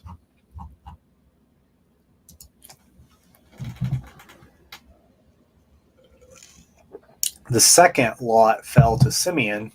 The heritage of the tribe of Simeonites by their clans lay within that of the Judahites. For their heritage, they received Beersheba, Shema, Moda, Hazar, Shaul, Bala, Ezem, El Toled, Bethel, Hormah, Ziklag, Bethmar, Karboth, Harazon, Sazua, Beth Lebaoth, and Sheruin, 13 cities and their villages. Also Anan, Rimmon, Ether, and Ashron, 4 cities and their villages. Besides all the villages around these cities, as far as Baalath Beer, that is Ramoth Negib, this was the heritage of the tribe of the Simeonites by their clans. This heritage of the Simeonites was within the confines of the Judahites, for since the portion of the latter was too large for them, the Simeonites obtained their heritage within it. The third lot fell to the Zebulunites by their clans. The boundary of their heritage was at Sarid. Their boundary went up west through Mariel, reaching Daban Sheath, and the wadi is near Jokneam. From Sarid eastward, it ran to the district of Chisloth Tabor on the Dabanirith and up to Japhaiah. From there, it continued eastward to Goth Hefer and Eth Kazin, extended to Rimmon and turned to Nia. Skirting north to Hanathon, the boundary ended at the valley of Iftahil, thus with Kanith, Nahala, Shimron, Idahal, Bethlehem. There were 12 cities and their villages. This was the heritage of the Zebulunites by their clans and the cities and their villages. The fourth lot fell to Issachar, the territory of the Issacharites by their clans, including Jezreel, Chekasoluth, Shanim, Haphiraim, Shion, Anaroth, Rabbath, Kishion, Abiz, Rameth, En Ganim, En Hadith, and Beth Paziz. The boundary reached Tabor, Shahuzamah, and Beth Shemesh, ending at the Jordan, 16 cities and their villages. This was the heritage of the Issacharites by their clans, these cities and their villages. The fifth lot fell into the Asherites by their clans. Their territory included Helkath, Hali, Beton, Ashaph, Amalek,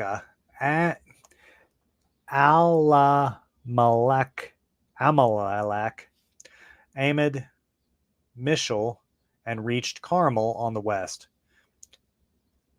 Shihor Libanath. In the other direction, it ran eastward to Beth Dagon, reached Zebulun and the valley of Iphatel, then north to Beth Amik and Neiel. It extended northward to Kabul, Hebron, Haman, and Kanah, near Greater Sidon. Then the boundary turned back to Ramah, to the fortress city of Tyre. Thence it cut back to Hosha and ended at the sea.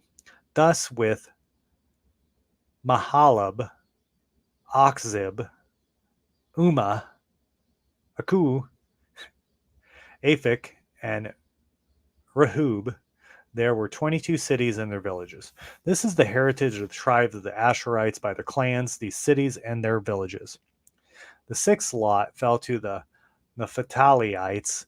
These boundaries extended to the Heleph from the oak of the Zananim, including the Adami, Negib, and Nabneel, to Lukum, and ended at the Jordan.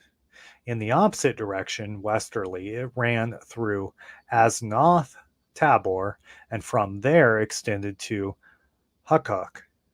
It reached Zebulun on the south, Asher to the west, and the Jordan to the east.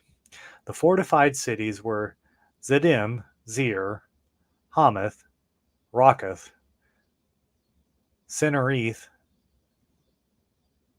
Adamah, Ramah, Hazor, Kadesh, Ederi, En-Hazor, Huron, Magdali, Horem, Beth-Ananoth, and Beth-Shemish, 19 cities and their villages. This was the heritage of the tribe of the Naphtaliites by their clans, these cities and their villages.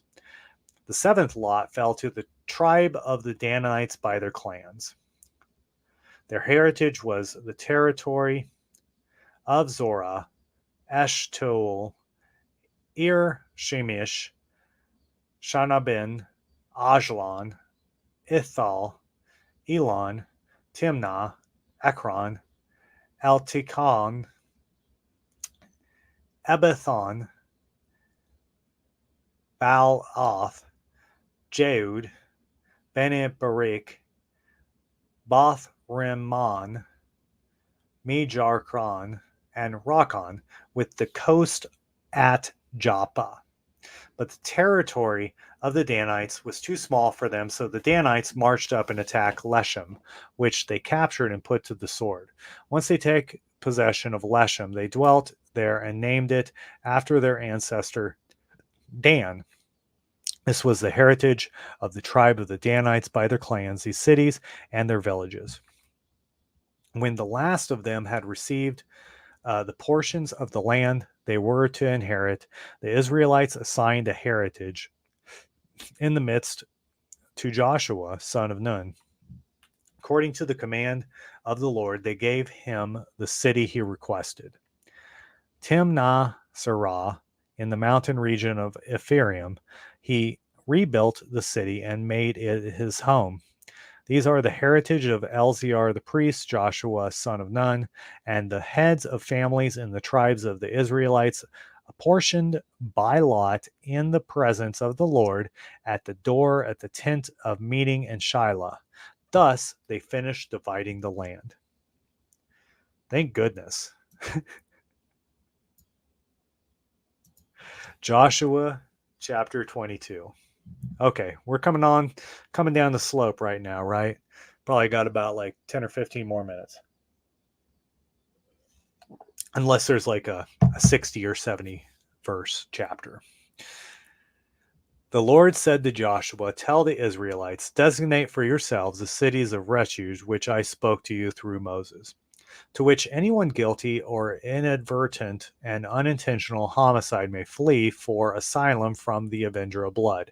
To one of these cities the killer shall flee, and standing at the entrance of the city gate shall plead his case in the hearing of the elders of the city, who must receive him and assign him a place in which to live among them. And though the avenger of blood pursues him, they shall not deliver up to him the one who killed a neighbor unintentionally, when there had been no hatred previously. Once he had stood judgment before the community, he shall live in that city until the death of the high priest who is in office at that time. Then the killer may return home to the city from where he originally fled." So they set Kadesh of Galilee in the mountain region of Naphtali, Shechem in the mountain region of Ephraim, and Kir Arba, that is Hebron, in the mountain region of Judah. And beyond the Jordan, east of Jericho, they designated Bezir in the wilderness on the tableland in the tribe of Reuben, Ramoth in Gilead in the tribe of Gad, and Golan in Bashan in the tribe of Manasseh. These are the designated cities to which any Israelite or alien residing among them who had killed a person unintentionally might flee to escape death at the hand of the avenger of blood until the killer could appear before the community.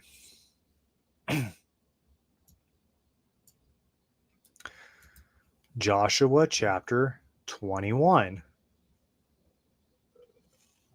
The heads of the Levite families approached Elzar, the priest Joshua, son of Nun, and the heads of families of the other tribes of the Israelites at Shiloh in the land of Canaan, and said to them, "The Lord commanded through Moses that cities be given us to dwell in, when pasture lands for our livestock. Out of their own heritage, according to the command of the Lord, the Israelites gave the Levites the following cities with their pasture lands. When the first lot among the Levites fell to the clans of the Kohathites, the descendants of Aaron the priest obtained by lot the tribes of Judah, Simeon, and Benjamin, 13 cities. From the clans of the tribes of the Ephraim, from the tribe of Dan, and From the half tribe of Manasseh, the rest of the Kohathites obtained by lot 10 cities. From the clans of the tribe of Issachar, from the tribe of Asher, from the tribe of Naphtali, and from the half tribe Manasseh, the Gershonites obtained by lot 13 cities. From the tribes of Reuben, Gad, Zebulun, the clans of the Marianites obtained 12 cities. These cities, with their pasture lands, the Israelites gave by lot to the Levites as the Lord had commanded through Moses. From the tribes of the Judaites, the Simeonites, they gave the following cities and assigned them to the descendants of Aaron in the Kohathite clan of the Levites, since the first lot fell to them. First, Kiriath Arba. Arba was the father of Anak, that is, Hebron in the mountain region of Judah with the adjacent pasture lands, although the open country and villages belonging to the city had been given to Caleb, son of Jephunneh, as his holding. Thus, the descendants of Aaron, the priests, were given the city of refuge for homicides at Hebron with its pasture lands, so that Libnah with its pasture lands, Jadir with its pasture lands, Eshtemoa with its pasture lands, Holon with its pasture lands, Debir with its pasture lands, Anan with its pasture lands, Jutah with its pasture lands, Beth Shemesh with its pasture lands, 9 cities from these 2 tribes. From the tribe of Benjamin, they obtained Gibeon with its pasture lands, Geba with its pasture lands, Anatoth with its pasture lands. I guess that's more Anathoth, and Almon with his pasture lands, 4 cities. These cities, which with their pasture lands belonged to the priestly descendants of Aaron, were 13 in all. The rest of the Kohathite clans were among the Levites obtained by lot from the tribe of Ephraim, 4 cities. They were assigned with its pasture lands the city of refuge for homicides at Shechem in the mountain region of Ephraim, also Gezer with its pasture lands, Kibzaim with its pasture lands, and Beth Horon with its pasture lands. From the tribe of Dan, they obtained Elteke with its pasture lands, Gibbethon with its pasture lands, Ajalon with its pasture lands, Githaramon with its pasture lands, 4 cities. With the half tribe of Manasseh, Tanakh with its pasture lands, Gathrimmon with its pasture lands, 2 cities. These cities with which the pasture lands belong to the rest of the Kohathite clans were 10 in all. I've got to know. Okay. The Gershonite clan of the Levites received from the half tribe of Manasseh the city of refuge for homicide at Golan, Bashan with its pasture lands, and also Beth Ashtaroth with its pasture lands, 2 cities. From the tribe of Issachar, they obtained Kishion with its pasture lands, Debaroth with its pasture lands, Jarmuth with his pasture lands, En Ganim with his pasture lands, 4 cities. From the tribe of Asher, Mishael with his pasture lands, Abaddon with his pasture lands, Helkath with his pasture lands, Rehub with his pasture lands, 4 cities. From the tribe of Naphtali, the city of refuge for homicides at Kadesh in its Galilee with its pasture lands, with Hamath with his pasture lands, and Kartan with his pasture lands, 3 cities. The cities which belong to the Gershonite clans with their pasture lands were 13 in all. Just think about how legalistic this writing is. You got to write pasture lands every time, because apparently if you don't, somebody would argue, oh, well, you're not supposed to get the pasture lands because it doesn't say the pasture lands.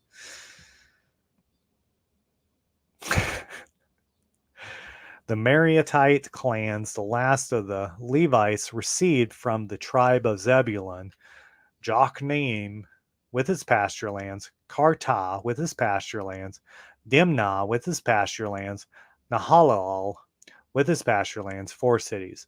Also across the Jordan, from the tribe of Reuben, the city of refuge for homicides of Bezir with its pasture lands, Jahaz with its pasture lands, Kedemuth with its pasture lands, and Mephatath with its pasture lands, 4 cities.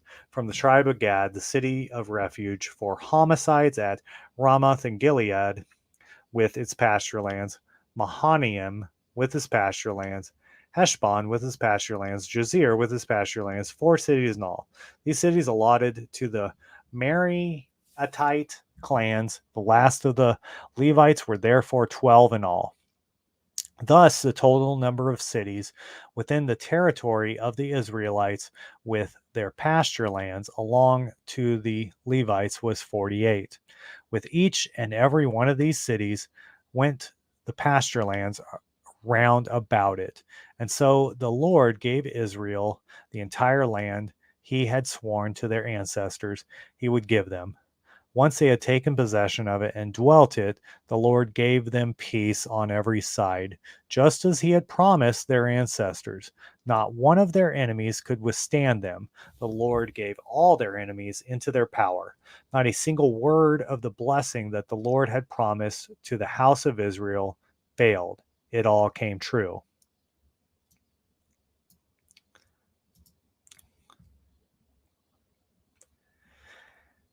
Joshua chapter 22. At that time, Joshua summoned the Reubenites and the Gadites and the half tribe of Manasseh, and said to them, You have observed all that Moses, the servant of the Lord, had commanded you, and have listened to my voice in everything I commanded you. For many years now, even until today, you have not abandoned your allies, but you have taken care to observe the commands of the Lord your God. Now that the Lord your God has settled your allies as he promised them, you may return your tents to your own land, which Moses, the servant of the Lord, gave you across the Jordan. But be very careful to observe the commandment and the law which Moses, the servant of the Lord, commanded you. Love the Lord your God, follow him in all the ways, keep his commandments, hold fast to him, and serve him with your whole heart and your whole self. Joshua then blessed them and sent them away, and they went to their tents. For to half of the tribe of Manasseh Moses had assigned land in Bashan, and to the other half Joshua had given a portion along with their allies west of the Jordan. When Joshua sent them away to their tents and blessed them, he said, Now that you are returning to your own tents with great wealth and with abundant livestock, with silver, gold, bronze, and iron, and with a very large supplying of cloth, divided the spoils of your enemies with your allies there. So the Reubenites, the Gadites, and the half tribe of Manasseh left the other Israelites at Shiloh in their land of Canaan and returned to the land of Gilead, their own land, which they had received according to the Lord's command through Moses. When the Reubenites, the Gadites, and the half tribe of Manasseh came to the region of the Jordan in the land of Canaan, they built an altar there at the Jordan, an impressively large altar.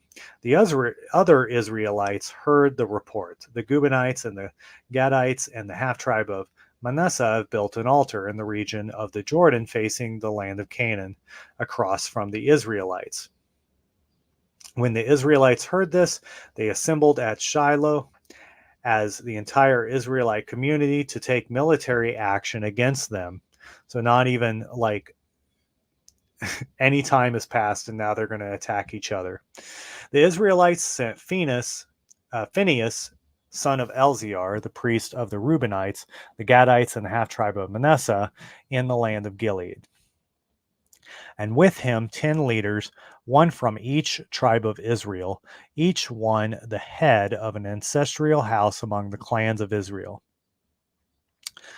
When these came to the Reubenites, the Gadites, and the half tribe of Manasseh in the land of Gilead, they said to them, Thus says the whole community of the Lord, What act of treachery is this you have committed against the God of Israel? This day you have turned from the following the Lord. By building an altar of your own, you have rebelled against the Lord this day.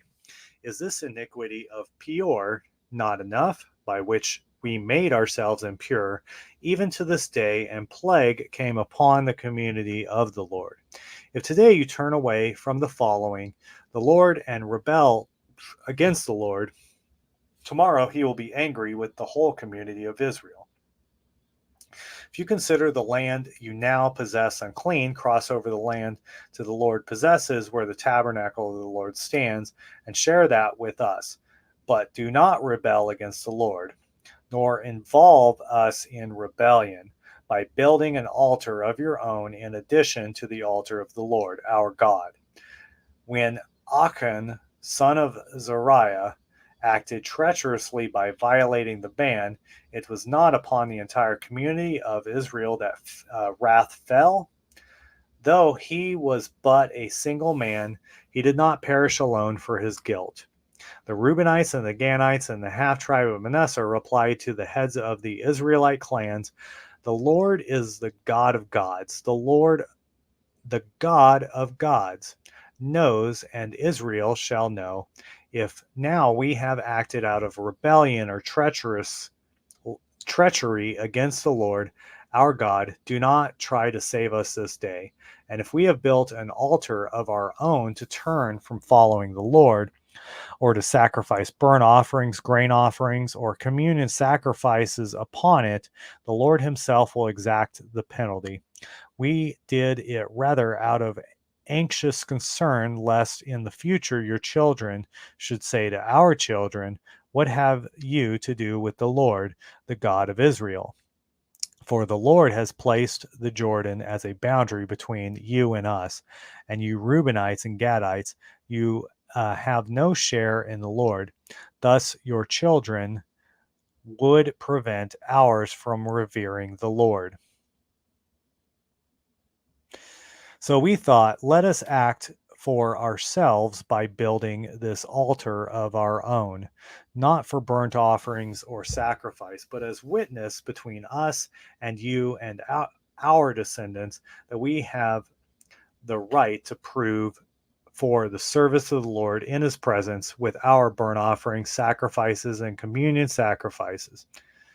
Now, in the future, your children cannot say to our children, you have no share in the Lord. Our thought was that if in the future they should speak thus to us or to our descendants, we could answer, look at the copy of the altar of the Lord, which our ancestors made, not for burnt offerings or for sacrifices, but to witness between you and us. Far be it from us to rebel against the Lord, or to turn now from following the Lord in building an altar for burnt offering, grain offering, or sacrifice in addition to the altar of the Lord, our God, which stands before his tabernacle. When Phinehas the priest and the leaders of the community, the heads of the Israelite clans, heard what the Reubenites, the Gadites, the Manassites had to say, they were satisfied. Phinehas, son of Eleazar, the priest, said to the Reubenites and Gadites and the Manassites, today we know that the Lord is in our midst. Since you have not rebelled against the Lord by this act of treachery, you have delivered the Israelites from the hand of the Lord. Phinehas, son of Eleazar, the priest, and the leaders returned from the Reubenites and the Gadites in the land of Gilead to the Israelites in the land of Canaan and reported the matter to them. They reported satisfied the Israelites, who blessed God and decided not to take military action against the Reubenites and Gadites, nor to ravage the land where they lived. The Reubenites and Gadites gave the altar its name as a witness among them that the Lord is God. Joshua chapter 23, Joshua's final plea. Many years later, after the Lord had given the Israelites rest from all their enemies around about them, and when Joshua was old and advanced in years, He summoned all Israel, including their elders, leaders, judges, and officers, and said to them, I am old and advanced in years. You have seen all that the Lord your God has done for you against all these nations, for it has been the Lord your God who fought for you. See, I have apportioned among your tribes as their heritage the nations that survive, as well as those I destroyed between the Jordan and the Great Sea in the west. The Lord your God will drive them out and dispossess them at your approach, so that you will take possession of their land as the Lord your God promised you. Therefore, be strong and be careful to observe all that is written in the book of the law of Moses. Never turn from it right or left. Be a true centrist. Follow the Lord's instructions perfectly. Never veer right or left. Or mingling with these nations that survive among you. You must not invoke their gods by name, or swear by them, or serve them, or bow down to them, but you must hold fast to the Lord your God, as you have done up to this day. At your approach, the Lord has dispossessed great and strong nations. Not one has withstood you up to this day. One of you puts to flight 1,000, because it is the Lord your God himself who fights for you, as he promised. As for you, take care to love the Lord your God. For if you ever turn away from him and join with the remnant of these nations that survive among you by intermarrying and intermingling with them, know for certain that the Lord your God will no longer dispossess these nations at your approach. Instead, they will be a snare and a trap for you, a scourge to your sides and thorns for your eyes, until you perish from this good land which the Lord your God has given you. Today, as you see, I am going the way of all the earth. So now acknowledge with your whole heart and soul that not one of the promises the Lord your God made concerning you has failed. Everyone has come true for you. Not one has failed. But just as every promise the Lord your God made to you has come true for you, so will he bring upon you every threat, even so as far to exterminate you from this good land which the Lord your God has given you. If you transgress the covenant of the Lord your God, which he enjoined on you, go to go and serve other gods and bow down before them, the anger of the Lord will flare up against you, and you will quickly perish from the good land he has given you. End of story. Everyone lived happily ever after. Am I right? Am I right?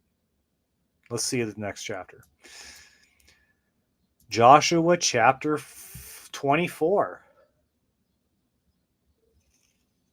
Joshua gathered together all the tribes of Israel at Shechem, summoning the elders, leaders, judges, and officers of Israel. When they stood in rank before God, Joshua addressed all the people. Thus says the Lord, the God of Israel, in times past your ancestors, down to Terah, father of Abraham and Nahor, lived beyond the river and served other gods. But I brought your father Abraham from the region beyond the river and led him through the entire land of Canaan. I made his descendants numerous and gave him Isaac. To Isaac I gave Jacob and Esau. To Esau I assigned the mountain region of Seir to possess, while Jacob and his children went down to Egypt. Then I sent Moses and Aaron and struck Egypt with plagues and wonders that I wrought in her midst. Afterward I led you out. And when I led your ancestors out of Egypt, you came to the sea, and the Egyptians pursued your ancestors to the Red Sea with chariots and charioteers. When they cried out to the Lord, I put darkness between you and the Egyptians, upon whom he brought the sea so that it covered them. Your eyes saw what I did to Egypt, after you dwelt a long time in the wilderness. I brought you into the land of the Amorites who lived east of the Jordan. They fought against you, but I delivered them into your power. You took possession of their land, and I destroyed them at your approach. Then Balak, son of Zippor, king of Moab, prepared to war against Israel. He summoned Balaam, son of Beor, to curse you. But I would not listen to Balaam. Instead, he had to bless you, and I delivered you from his power. Once you crossed the Jordan and came to Jericho, the citizens of Jericho fought against you, but I delivered them also into your power. And I sent the hornets ahead of you, which drove them, the Amorites, the Perizzites, the Canaanites, the Hittites, the Gershites, the Hivites, and the Jebusites out of your way. It was not by your sword or your bow. I gave you a land you did not till and cities you did not build to dwell in, and you ate of vineyards and olive groves you did not plant. Now therefore, fear the Lord and serve him completely and sincerely. Cast out the gods your ancestors served beyond the river and in Egypt, and serve the Lord. If it is displeasing to you to serve the Lord, choose today whom you will serve, the gods and your ancestors served beyond the river, or the gods of the Amorites in whose country you are dwelling. As for me and my household, we will serve the Lord. But the people answered, Far be it from us to forsake the Lord to serve other gods, for it was the Lord our God who brought us and our ancestors up out of the land of Egypt, out of the house of slavery. He performed those great signs before our very eyes and protected us along our entire journey and among all the peoples through whom we passed. At our approach, the Lord drove out all the peoples, including the Amorites, whom dwelt in the land. Therefore, we will serve the Lord, for he is our God. Joshua, in turn, said to the people, You may not be able to serve the Lord, for he is a holy God. He is a passionate God. He will not forgive your transgressions or your sins. If you forsake the Lord and serve strange gods, he will then do evil to you and destroy you after having done good. But the people answered Joshua, No, we will serve the Lord. Joshua therefore said to the people, You are witnessing against yourselves that we have chosen to serve the Lord. They replied, We are witnesses. Now therefore, put away the foreign gods that you have among you, and turn your hearts to the Lord, the God of Israel. Then the people promised Joshua, We will serve the Lord our God, and we will listen to his voice. So Joshua made a covenant with the people that day, and made statutes and ordinances for them at Shechem. Joshua wrote these words in the book of the law of God. Then he took a large stone and set it up there under the terebinth that was in the sanctuary of the Lord. And Joshua said to all the people, This stone shall be our witness, for it has heard all the words which the Lord spoke to us, shall bear witness against you, and should you wish to deny your God. Then Joshua dismissed the people, each to their own heritage. After these events, Joshua, son of Nun, servant of the Lord, died at the age of 110. And they buried him within the borders of his heritage at Tamaneth Sarah, in the mountain region of Ephraim, north of Mount Gash. Israel served the Lord during the entire lifetime of Joshua. And those elders who outlived Joshua and who knew all the work of the Lord had done for Israel. The bones of Joseph, which the Israelites brought up from Egypt, were buried in Shechem in the plot of ground Jacob had bought from the sons of Hamor, father of Shechem, for 100 pieces of money.